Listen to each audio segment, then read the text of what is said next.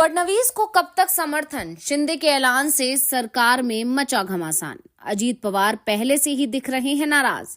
एकनाथ शिंदे ने बोले, बदला चुका रहा हूं। बीजेपी के समर्थन से 2.5 साल सीएम रहे थे शिंदे। महाराष्ट्र में देवेंद्र फडणवीस को सीएम बने 1 महीना होने को है।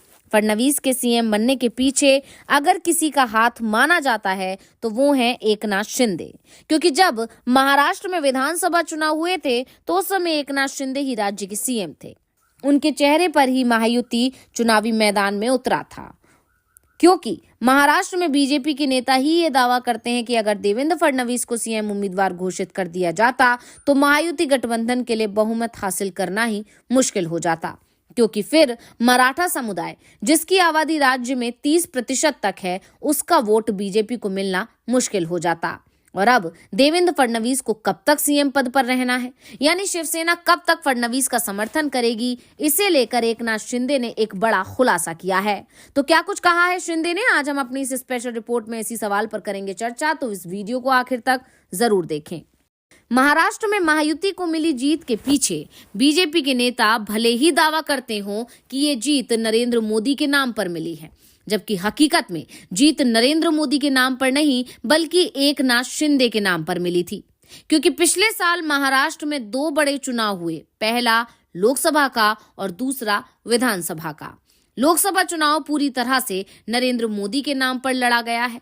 बैनर, पोस्टर, हर जगह नरेंद्र मोदी ही छाए हुए थे। शिवसेना के नेता भी नरेंद्र मोदी के नाम पर ही वोट मांग रहे थे।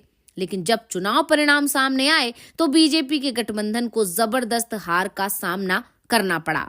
अगर बीजेपी बहुमत के आंकड़े से दूर रही थी तो उसके पीछे 2 राज्यों में मिली हार को ही जिम्मेदार माना गया था, एक महाराष्ट्र और दूसरा यूपी।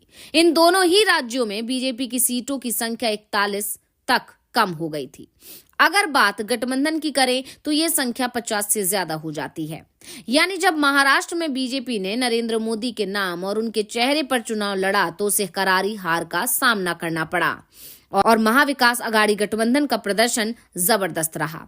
और शायद इसीलिए जब विधानसभा चुनाव आए तो अजीत पवार के एनसीपी की तरफ से तो साफ कह दिया गया था कि नरेंद्र मोदी को उनके उम्मीदवारों के प्रचार करने की जरूरत नहीं है। यहाँ तक कि योगी और अमित शाह को भी उस इलाके में जाने से मना कर दिया गया था जहां से अजीत पवार की पार्टी के उम्मीदवार खड़े हुए हैं। उन्होंने कह दिया था कि मोदी अगर प्रचार करेंगे तो एनसीपी को नुकसान ही हो जाएगा, और अजीत पवार ने इस बात की जिद पकड़ ली थी।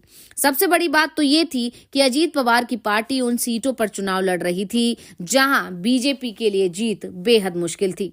कई सीटें तो ऐसी थीं जहां बीजेपी आज तक जीत ही नहीं पाई है। शिवसेना के उम्मीदवारों ने भी अपने बैनर पोस्टरों पर एकनाथ शिंदे को जगह दी थी, जबकि बीजेपी के बैनर पोस्टरों पर मोदी को जगह तो मिली, लेकिन साथ में शिवसेना नेता बाला साहब ठाकरे का फोटो भी लगाया गया था। उद्धव ठाकरे ने तो यहां तक कह दिया था कि अगर बीजेपी में ताकत है तो बाला साहब का फोटो हटाकर ही मुकाबला करे।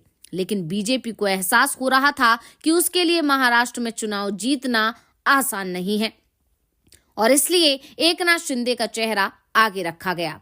और जब बीजेपी ने शिंदे के नाम पर वोट हासिल कर लिए, जबरदस्त जीत हासिल कर ली, तो सीएम पद शिंदे की जगह फडणवीस को मिल गया, क्योंकि शिंदे के नाम पर इतना समर्थन मिल गया था कि बीजेपी शिंदे के बिना ही सरकार बनाने की स्थिति में पहुंच गई थी। और अब एकनाथ शिंदे ने बीजेपी को समर्थन दिए जाने के मामले में बड़ी बात कही है।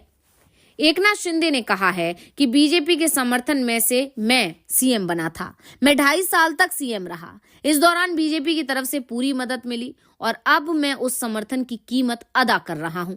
शिंदे के बयान से एक बात का संकेत मिल रहा है कि 2.5 साल तक तो वो इस सरकार के साथ हैं। इसके बाद क्या होगा, क्या करेंगे, वो कुछ भी नहीं कह रहे हैं, क्योंकि 2.5 साल तक ही बीजेपी ने शिंदे का साथ दिया और उसके बाद उनकी कुर्सी को छीन लिया।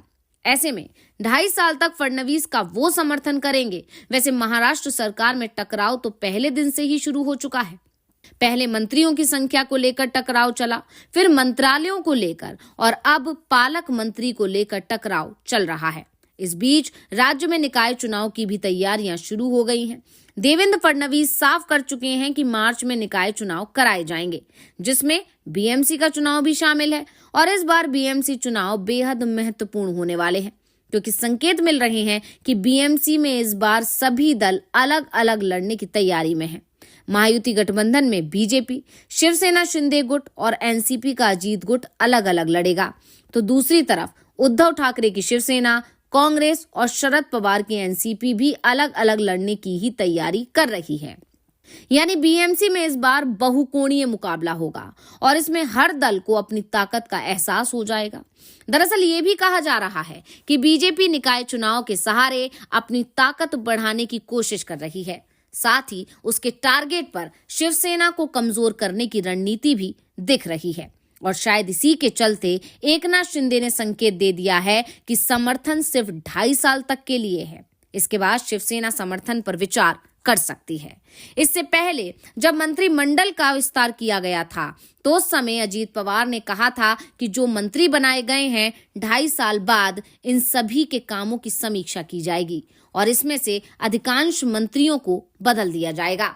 जो लोग अभी मंत्री नहीं बने हैं उन्हें जगह दी जाएगी और जिन मंत्रियों को काम सामान्य होगा उन्हें हटा दिया जाएगा। वैसे अजीत पवार की तरफ से यहां तक संकेत दे दिए गए थे कि ये काम सीएम के साथ भी हो सकता है। अब शिंदे का दावा है कि वो बदला चुका रहे हैं। ये बीजेपी हाईकमान के लिए भी बड़ा संकेत माना जा रहा है, क्योंकि बीजेपी पर इस बात के पहले से ही आरोप लगते रहे हैं कि वो सहयोगी दल को कमजोर करने की कोशिश करती है। वैसे इसका शिकार महाराष्ट्र में शिवसेना बन चुकी है। शिवसेना 2 हिस्सों में बंट चुकी है, जिसके चलते दोनों ही गुट कमजोर हो गए हैं।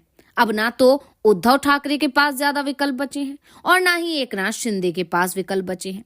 शिंदे के पास विधानसभा में जरूर अच्छी ताकत है और इसी के सहारे वो अभी भी अपनी पार्टी का दबदबा बनाने की कोशिश में है। लेकिन जिस तरह से बीजेपी ने पहले उनसे सीएम पद छीना और फिर गृह मंत्रालय भी नहीं दिया, उससे शिंदे की छवि जरूर कमजोर पड़ती दिखाई दे रही है। उद्धव ठाकरे की तरफ से तो इसे लेकर शिंदे पर लगातार हमले किए जा रहे हैं। सवाल किया जा रहा है कि जब उद्धव ठाकरे थे तो वो इस तरह से कभी भी बीजेपी के सामने नहीं झुके, जबकि एकनाथ शिंदे सत्ता के लिए बीजेपी के सामने झुक गए। उद्धव ने तो सिर्फ इसलिए एनडीए से नाता तोड़ लिया था क्योंकि अमित शाह ने जो वादा उद्धव से किया था उसे निभाने से उन्होंने इनकार कर दिया था, जबकि शिंदे सत्ता के लिए बीजेपी के साथ बने हुए हैं। लेकिन अब शिंदे ने भी साफ कर दिया है कि ये साथ सिर्फ 2.5 साल के लिए है और 2.5 साल बाद महाराष्ट्र में बड़ा खेला हो सकता है। तो रिपोर्ट आपको कैसी लगी हमें कमेंट करके अपनी राय जरूर दीजिएगा। इसी के साथ वीडियो को लाइक करें, वीडियो को शेयर करें और चैनल को सब्सक्राइब करना ना भूलें।